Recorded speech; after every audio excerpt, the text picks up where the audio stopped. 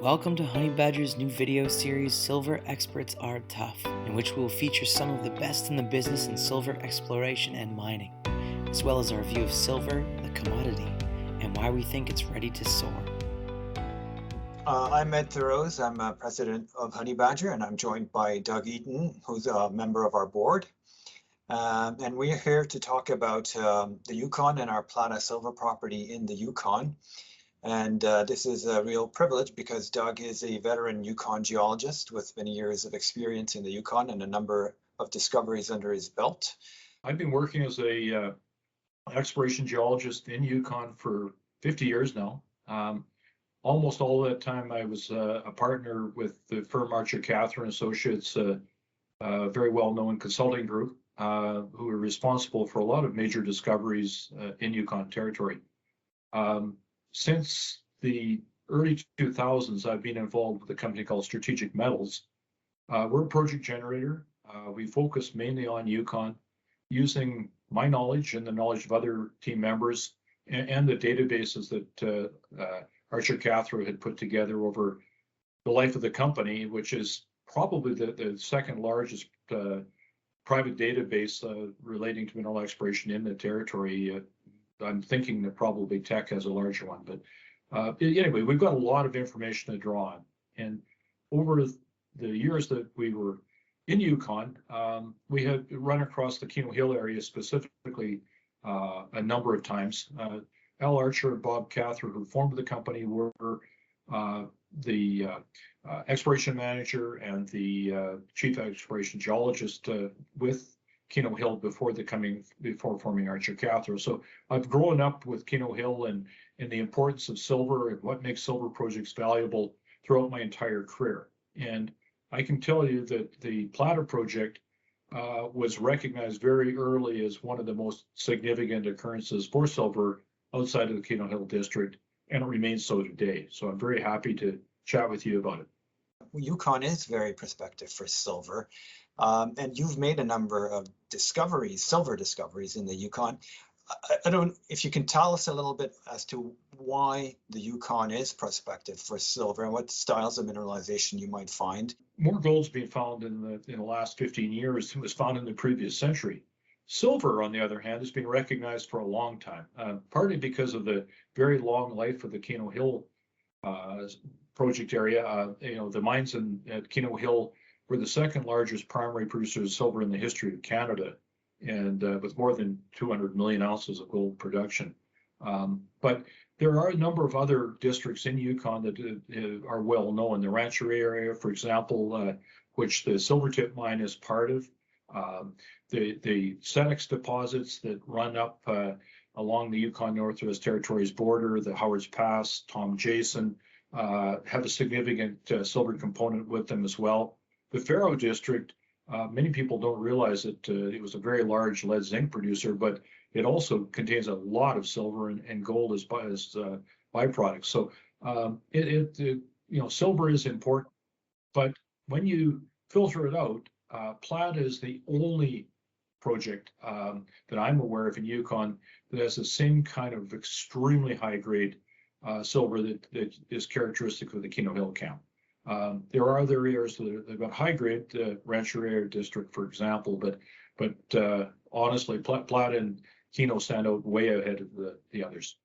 What's interesting about Plata is also that it's been, has seen some small scale historic mining at incredible grades. For example, just 237,000 ounces mined at the P2 zone at grades of 2,500 to 6,000 grams per ton silver, so kilograms of silver per ton. And then a number of the other showings were mined as well. Small scale mining, but at incredibly high silver grades. Some 300,000 ounces of silver was produced here in the 60s, 70s, and 80s from these very small scale operations. At the same time that these ones were being mined, Archer Cather actually had leases in the Keno Hill district, and we were producing from taking the crown pillars off of some old veins and exploring in and around some of the former producers in the Keno district at very similar grades. And those were some of the most profitable operations we ever ran as a company. The margins on them were excellent. But what was remarkable at Plata is that, to give you an idea just exactly how high grade this material was, they were mining with a bulldozer up on top of the mountain. And that bulldozer trenching area was about 11 kilometers from an airstrip. So they first had to strip the mines and hand sort the ores and throw them into bags. Then they used a Hughes 500 to fly those ore bags down to the airstrip. At that point, they loaded them into a Caribou, fairly large fixed-wing aircraft, and flew them out to Ross River, about round numbers 200 kilometers.